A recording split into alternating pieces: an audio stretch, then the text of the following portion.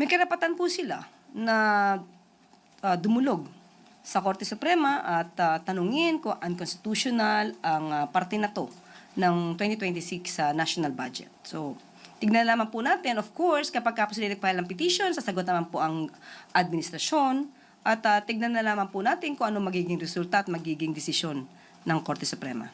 But sa ginawa pong pagre-review, pag-aaral ng Malacanang, is it confident that it can withstand legal scrutiny or even constitutionality concerns yung 2026 budget?